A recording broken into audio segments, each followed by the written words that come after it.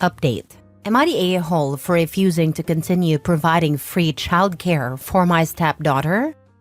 Original post. I did a work program with the local clerk of court's office when I was in high school. They hired me when I graduated, and I had my 30 service years before I turned 50. With 30 service years, you can get your full pension at any age. I worked until my first grandchild was born. Then I retired to be grandma daycare. I have 5 grandchildren, an 8-year-old male for my stepson, a 7-year-old male for my son, a 5-year-old female, and an 18-month-old male for my daughter. I babysat all of them with no issues or complaints.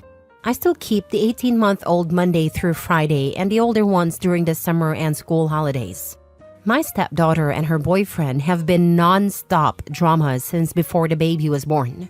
When she was 10 weeks pregnant, they presented a 3-page list of rules for when I was babysitting. They said if I didn't sign it, they wouldn't allow me to babysit. I said I understood their need to do what was best for their baby and assured them there would be no hurt feelings on my end if they made other childcare arrangements. Some of the rules were almost understandable, but most were downright ridiculous, and none of it was going to work for me. I don't remember them all, but some examples are: I can't take the baby anywhere without their permission. I can't watch more than one additional child while babysitting. I can't cook. I had to provide the full name, DOB, and address of any potential visitors ahead of time for their approval. They had to know anytime I had a guest over, who it was and how long they stayed. My 9-year-old cat would have to be kept out of rooms where the baby would be, even when the baby wasn't there. I couldn't get another pet without their agreement. When she was 7 months along, they came back with revised rules in an attempt to compromise. Again, I let them know their expectations were not going to fit with my life, and that they should find other childcare. 2 days after my stepdaughter went back to work, she called and asked if I could keep Cullen the next day. I agreed, but made it clear that I was going to provide safe, appropriate care according to my judgment, and I wouldn't tolerate complaints about violating the rules. My stepdaughter was okay during pickup and drop-off, but I felt like she was interrogating me every time she picked him up. It was tolerable, but her boyfriend was downright rude. By Sunday, I would dread the start of the week because of dealing with both of them, especially his behavior. At minimum, he would pick up Cullen, partially undress him, make at least one snide comment about my cat, or complain if I had any other grandchildren over, or if I had cooked. Then he'd say things like, "I guess we don't have any choice but to put up with this for now," or "I guess you're happy that you won." This went on for 4 months. I spoke to my stepdaughter several times, telling her that they seemed unhappy with my care and should find another solution. I also told her that her boyfriend needed to stop being so vocal. Things would improve for a day or two, but then he'd start again. It all came to a head as Thanksgiving approached. He was very vocal about not wanting me to keep all my grandchildren over the break. I made it clear that I would have all of them on certain days, and that they needed to make other arrangements if they had a problem. They didn't make other arrangements, and when he picked Cullen up on the first day, I had all the grandchildren, and he was very rude. Although nothing happened, everyone was happy, clean, and fed. He said to Cullen, "I'm sorry, we have no choice but to leave you in an unsafe situation to be neglected." I called my stepdaughter that night, relayed what was said, and told her she had 2 weeks to make other arrangements. I also told her she needed to drop off and pick up Cullen during that time. If her boyfriend came to drop him off, I would refuse to keep him, and if he came to pick him up, I wouldn't watch him again.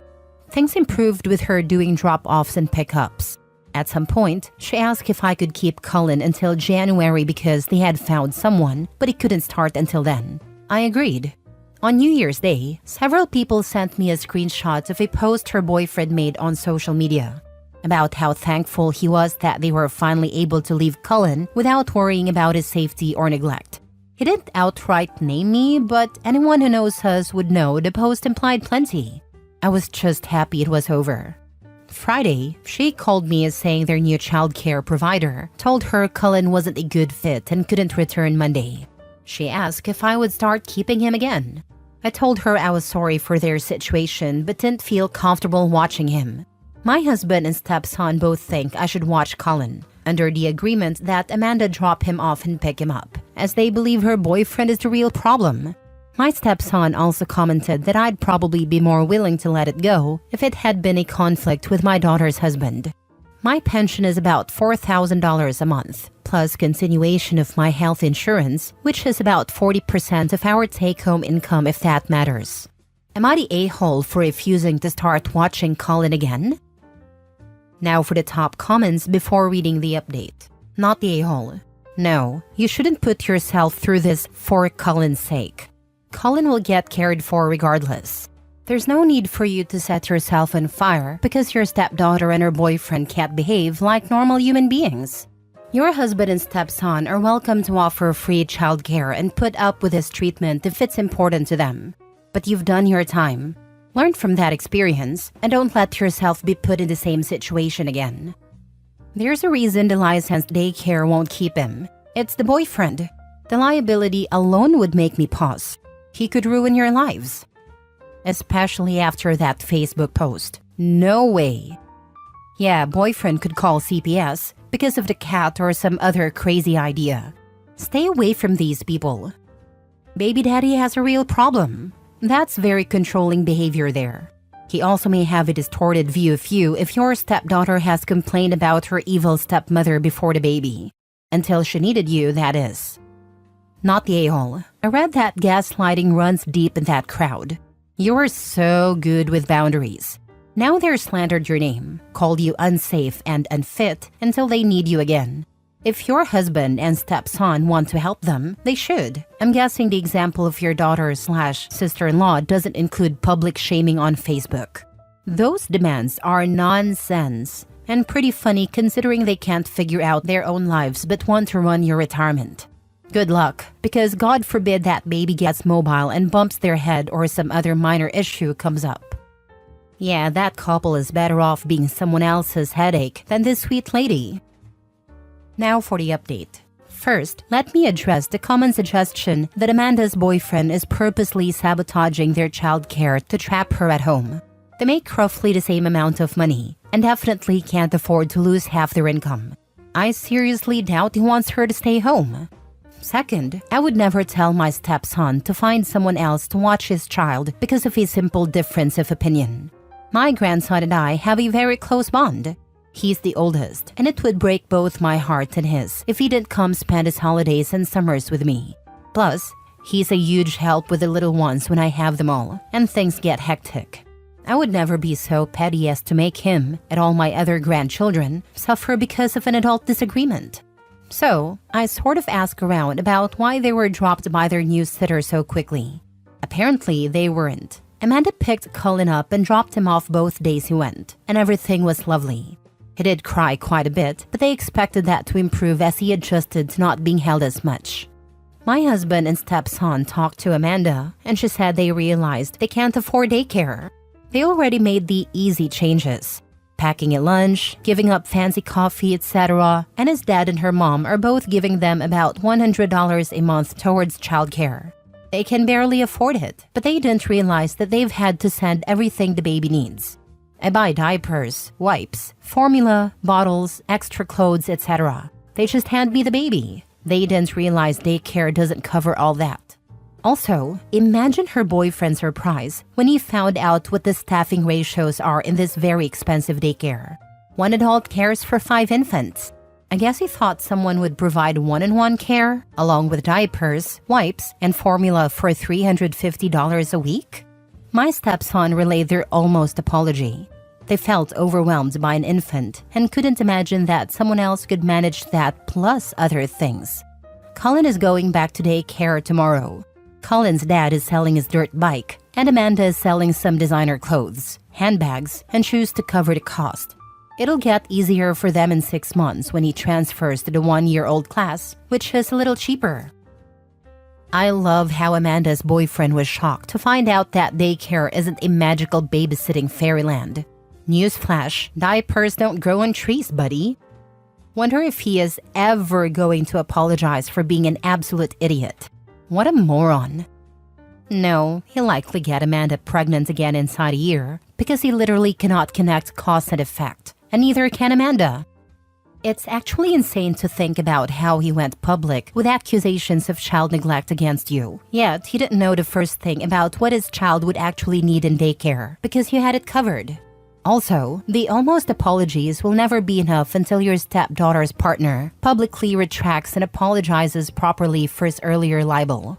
I would push back against her stepson a bit, not in terms of changing anything with childcare, but simply ask him why he thought it was appropriate to ask you to work for free for someone who publicly slandered you. You deserve a proper apology from both your husband and stepson as well. It's funny that he accused her of neglect just because she had her other grandkids over. Then he takes the baby to daycare only to find out the daycare worker also takes care of 4 other babies at once. It sounds like most days, OP only had a baby and the 18-month-old, since the other kids were in school and were only there during school breaks. So for free, the stepdaughter and boyfriend's baby was actually getting more attention. Probably even with the other kids there because they're older and don't need as much as babies. Now they have the pleasure of paying someone who watches 5 babies every day at once, and they have to provide diapers, formula, and whatever else the baby needs. It serves them right to have to sell their stuff to afford daycare. Maybe it will teach them not to bite the hand that feeds them, or not to look a gift horse in the mouth. Whichever one fits better. Next story. Am I the a-hole for telling my husband I don't care if he can't raise his son? I've been with my husband for a few years now. We've had good and bad days, but as a couple, you overcome them, right? Lately, we've been butting heads a lot, way more than we used to. I'm 28 female and my spouse is 32 male. It's gotten to the point where we've been sleeping in different rooms. Of course, I noticed the lack of communication, so I suggested we go to couples counseling, but he refused. I went by myself to work on my issues. I tried suggesting counseling a second time, and he got really angry, so I let it go. He has a son 7 from his previous relationship. I don't have kids with him, but we've been raising his son together since his mother isn't in his life. There were days when he wouldn't come home for days at a time. By then, I kind of knew something was up, and my heart raced as I got closer to the truth. As they say, the truth hurts. I remember one day when I was lecturing my stepson because he spilled glue on the carpet. I didn't even know my husband had come home until he came into his son's room, screaming at me. He told me I had no right to lecture his son because I wasn't his mother. He did this all in front of his son, who looked scared. It felt like a slap in the face because I've been there since his son was 2, and to know that this is the treatment I'm getting? I don't know what set him off that day. I should have known from his behavior. I found out he was cheating on me with one of the women he claimed was his best friend. I couldn't move on when I discovered their text messages, meetups, and dates. I was already stressed out and completely done with everything. When he got home, I told him I knew everything, so he shouldn't try to deny it. Still, he tried to come up with excuses. I just stood there and let him babble. He started crying, saying he couldn't raise his son without me. I told him I didn't care if he couldn't raise his son without me. I can't say he wasn't shocked. At that moment, I'm at my mom's house, planning my next move. Now for the comments. Not the a-hole. Don't go back. He does not see you as a mother. He sees you as a babysitter for when he's out cheating. Your marriage is over. You're not the a-hole. His behavior is inexcusable. He's cheating, abusive, and disrespectful. His claim that he can't raise his son without you is manipulative. You are not a babysitter. You're his partner. Don't let him guilt you into staying. This relationship is toxic. Leaving is the best thing for you. Focus on your well-being. You deserve a partner who values and respects you. Don't go back. We do raise his son together since his mother isn't in his life. He told me I had no right to lecture him when I was not his mother. Sounds like cheater boy expected that by marrying you, he acquired an unpaid nanny, because he damn sure is not treating you like a wife. Let his current F-buddy be his new child care solution, and leave his mess behind you. Sad for the kid. But oh well, he said himself that you're not a kid's mother. See ya. Exactly this. It's heartbreaking for the kid, but you can't build a stable home with someone who treats you like a convenience. Hopefully, OP's next move gives her the peace she deserves. I'm so happy to hear you left. You've put yourself first here. Keep it up and stay away from that man permanently. Get a divorce and get free of him, not the a-hole. Last story. Am I the a-hole for telling my dad I'm not moving state with him and his family? My parents got divorced when I, 15 male, was 7, and my dad got married again 3 years ago. His wife has 2 little kids with her ex. He visits them twice a year, sometimes even less. At my dad's house, I've always had to take care of myself. And when his wife's kids came into the house, I was expected to babysit and make sure they were taken care of too. It's 3 hours, Monday to Friday, when I'm at my dad's.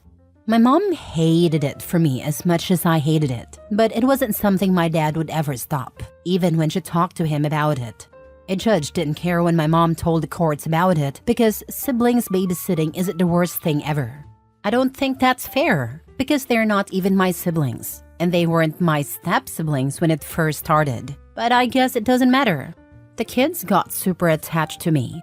Dad argued with my mom a lot because she wouldn't make me go over to his house on her time to babysit for those 3 hours. He thought it was crappy of her to get in the way of my time with the kids, and he didn't care if I didn't want to.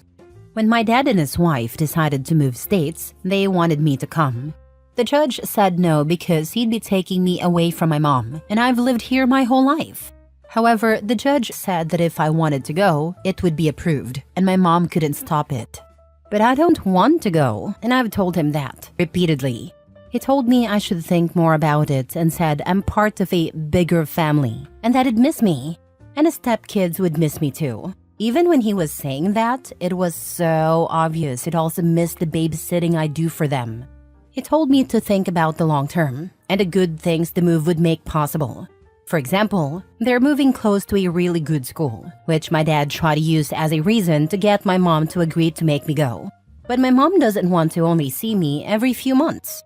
Now my dad's throwing a fit because I've said I won't move and they're leaving in a couple of weeks. I'm still not going. Am I the a-hole? Not the a-hole. Free babysitting is done, Dad. Have fun actually paying someone to take care of the kids. Yep, I'm so happy it's done in 2 weeks. Exactly, the free ride is over. Let's see how fast he realizes just how much he's been leaning on you to keep things running smoothly. It's not your job to step up where Dad refuses to take responsibility. Maybe paying for actual childcare will give him a reality check. Don't go anywhere. Stop babysitting, oh my God. I don't get to stop it. My dad made it one of my chores. But once he moves, I won't have to anymore. Actually, tell the judge you aren't being paid to babysit. Bet that puts a stop to it.